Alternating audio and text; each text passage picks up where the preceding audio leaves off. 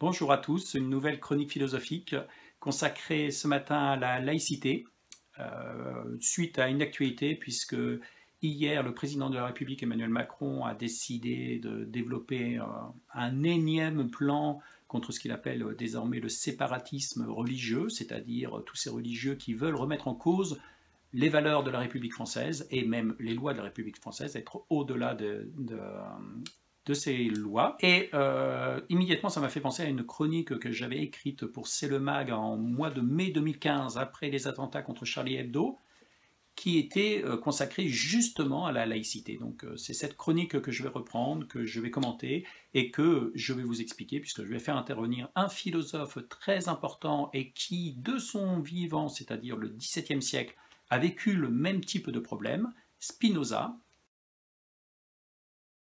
Spinoza va être un témoin particulièrement important puisqu'il a vécu un coup d'état théologique dans son propre pays, les Pays-Bas, et il a écrit un livre, le traité théologico-politique, pour défendre la liberté de penser, la liberté de croire et expliquer pourquoi est-ce que les textes religieux ne peuvent pas gouverner politiquement un pays. Donc, la base de cette chronique, quand même, au mois de mai 2015, c'était le contexte très particulier qu'il y avait à cette époque, c'est-à-dire les suites des attentats contre Charlie Hebdo, qui avait été un espèce d'électrochoc pour prendre conscience du danger que représente le terrorisme islamiste. Et le 1er avril 2015, sur la demande du gouvernement, s'était tenu au lycée Joseph Vallaud de Lodève, le lycée où je travaille, Lodève étant cette charmante sous-préfecture de l'Hérault que je vous recommande de visiter dès que vous en aurez l'occasion. Au lycée, le 1er avril 2015, et ce n'était pas une blague, se tenaient les premières assises de défense des valeurs de la République et de la laïcité. Était présent le proviseur, était présent le préfet, étaient présents des représentants des élèves, etc. etc. Et se poser la question de savoir, en tout cas c'est la question qui m'a taraudé, mais est-ce que la République est si fragile? Est-ce qu'il faut faire si attention? La laïcité est une loi qui est dans notre ADN français au moins depuis 1905. Comment est-ce que l'on peut imaginer que ça puisse être mis en cause? Alors bien entendu, je rappelle, la laïcité, c'est le respect de toutes les religions, le respect de la liberté de la croyance, mais la religion doit rester dans le domaine privé, pas dans le domaine public, et ne doit absolument pas intervenir dans les affaires de l'État.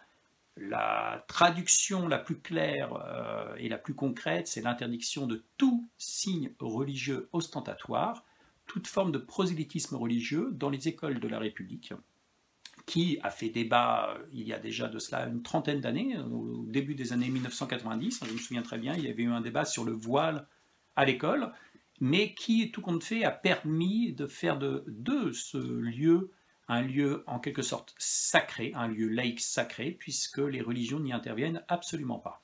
Cela dit, la laïcité comprend aussi une certaine forme de souplesse, puisqu'il y a des départements comme l'Alsace et la Lorraine, où la laïcité ne s'entend pas de la même manière, due à leur influence de l'Allemagne toute proche. Néanmoins, la laïcité française reste bien française, et il y a toute une série de théocraties qui se sont développées de par le monde, que ce soit l'Iran, que ce soit l'Arabie saoudite, et un pays comme les États-Unis voit le président des États-Unis voit le président devoir jurer sur la Bible au moment de son investiture. Et l'autre point qui demande à être souligné avant de véritablement s'intéresser à Spinoza, c'est le fait que depuis le XVIIIe siècle, depuis la Révolution française et surtout pendant tout le XIXe siècle, on a cru à la disparition des religions, on a cru à la disparition même de la figure de Dieu, à tel point qu'un philosophe allemand, Nietzsche, au XIXe siècle, parlait de la mort de Dieu. Il expliquait que c'était l'homme, de par ses activités, de par son intelligence, qui l'avait tué. Force est de constater qu'au XXIe siècle, Dieu n'est pas mort, la religion n'est pas morte, et au contraire, elle gagne de plus en plus de terrain. Baruch Spinoza est un philosophe néerlandais du XVIIe siècle. Il est né en 1632, il est mort en 1677, et il est très très connu dans l'histoire de la philosophie pour avoir mis au point un système philosophique basé sur une certaine idée de Dieu, que l'on appelle le panthéisme. En un mot, c'est expliquer que Dieu est tout, que Dieu n'est pas un être créateur, extérieur, étranger à ses créations, mais Dieu est la seule substance qui existe dans l'univers, et donc nous sommes une partie de Dieu, nous exprimons en partie la nature de Dieu, mais ça je ne vais pas entrer dans le détail de l'explication de ce panthéisme, il y a d'autres personnes qui peuvent l'expliquer davantage. Ce qui m'intéresse en revanche, c'est la position de Spinoza à l'égard des religions. Spinoza fait une différence entre la figure de Dieu et les religions. Pour lui, les religions ont une vocation à avoir une influence politique. Et toute sa vie, il les a combattues. Alors d'abord avec sa propre famille, avec sa propre communauté, parce que Spinoza était juif. Il s'est fait exclure de la communauté juive parce qu'il remettait en cause la notion du Dieu des Juifs. Et un extrémiste religieux a tenté de l'assassiner en le poignardant dans le dos. Spinoza, parce que c'était quelqu'un de très très engagé dans sa lutte, a décidé de garder toute sa vie le manteau déchiré pour témoigner de ce que pouvait donner l'intolérance religieuse. Spinoza vivait dans la République des Provinces Unies, qui correspond grosso modo au nord des actuels Pays-Bas. Et en 1672, il y a un événement tragique qui a lieu. La République des Provinces Unies perd la guerre contre Louis XIV. Du coup, il y a un fort ressentiment au sein de la population qui prend cette défaite comme une punition de Dieu pour ne pas avoir été suffisamment pieux, parce que la République des Provinces Unies était un pays, déjà à l'époque, extrêmement libre, en tout cas sur le plan intellectuel. Et du coup, un personnage politique, Jean de Witt, décide d'établir une dictature militaire, en basant son autorité sur une lecture rigoureuse de la Bible. Face à cette intervention du religieux dans la politique, Spinoza décide d'écrire le traité théologico-politique qu'il publie de son vivant, et il prend un fort risque puisqu'il décide d'expliquer pourquoi est-ce que la religion ne doit pas, en aucun cas, prendre le dessus sur le politique. Ce livre est très important au point, puisque c'est un livre sur la liberté de la pensée, sur la liberté de croire, raison pour laquelle la Bible n'est pas un texte écrit par Dieu pour les hommes, transmis aux hommes, mais plutôt un texte historique racontant une épopée d'un peuple. Le traité théologico-politique est un livre qui s'intéresse essentiellement à l'Ancien Testament et qui va chercher à démontrer que cet Ancien Testament, c'est-à-dire toute l'histoire du peuple juif, est une histoire du peuple juif, mais en aucun cas ne peut servir de base pour pouvoir construire une nouvelle forme d'autorité religieuse qui prendrait le dessus sur le politique. Livre qui est encore sulfureux au XXIe siècle, puisque Spinoza n'a pas le droit d'être lu, d'être vendu dans un certain nombre de pays dans le monde. Alors, le premier point pour bien comprendre la théorie de Spinoza, c'est de reprendre la définition de la religion. Spinoza développe deux types de religion. Il y a d'une part l'exercice de la piété et du culte extérieur qui est propre aux religions. Et d'autre part, il y a la religion que nous avons dans notre cœur, c'est-à-dire la manière dont nous voulons honorer Dieu dans notre fort intérieur. Cette distinction est très importante parce qu'elle va permettre de travailler sur les relations qu'il doit y avoir, selon Spinoza, entre les religions, d'une part, et la liberté individuelle, d'autre part. Puis Spinoza travaille sur les relations entre la religion et le politique.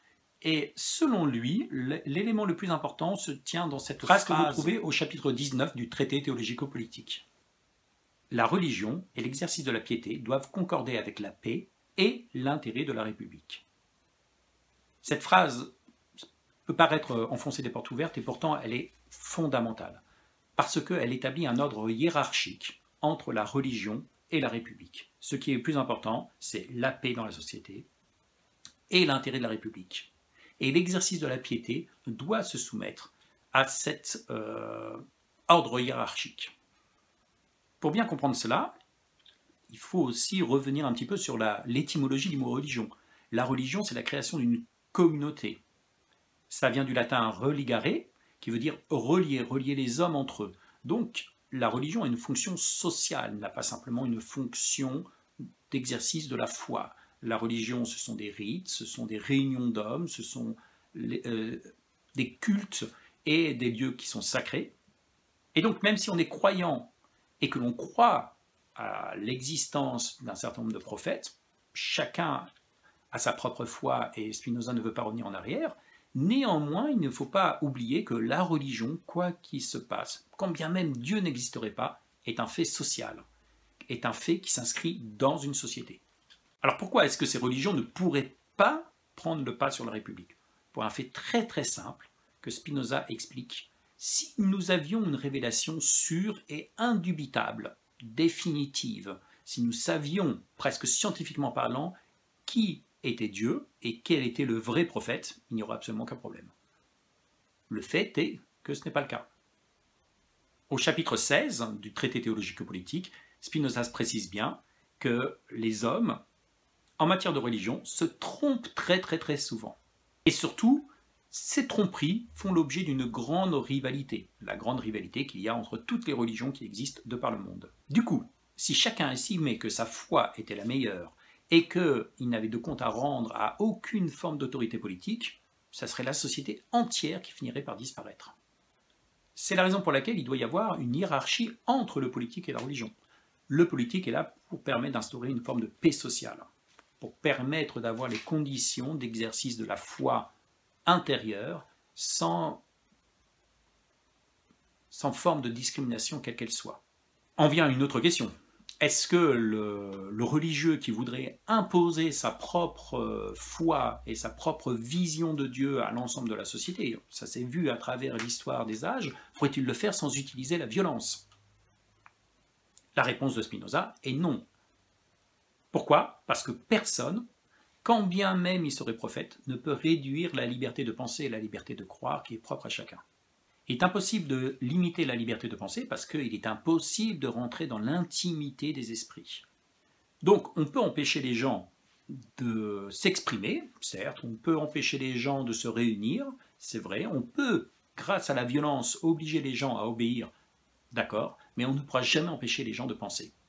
Et vous ne pouvez pas maîtriser ce qui est le cœur, ce qui est l'essentiel de la religion selon Spinoza, c'est-à-dire la foi, la manière dont on veut rendre hommage à notre Dieu et à nos prophètes. Si on est croyant, ou bien si on est athée, la foi fondamentale que l'on a, que Dieu n'existe pas. Cela, personne ne pourra jamais le maîtriser. Du coup, la violence peut maîtriser les actes, mais ne peut pas maîtriser la pensée. Ce qui fait que non seulement une autorité religieuse serait obligée d'utiliser la violence pour imposer sa religion à l'ensemble de la société, mais qui plus est, ce serait nécessairement un échec.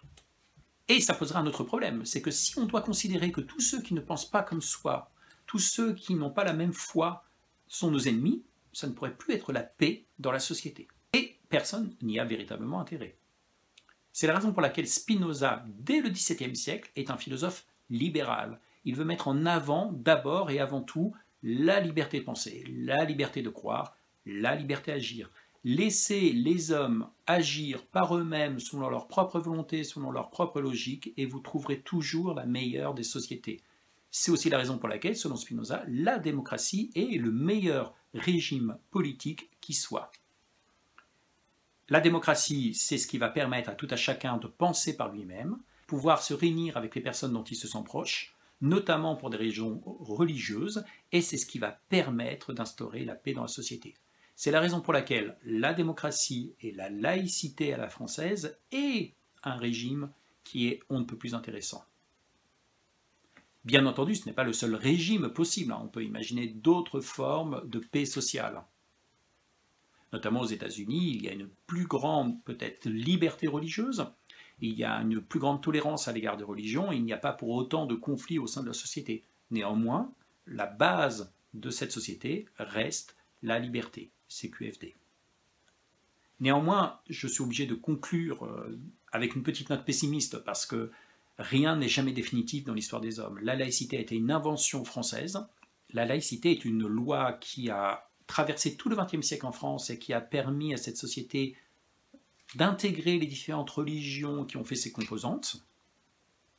Mais cela ne veut pas dire pour autant que la laïcité est une loi éternelle.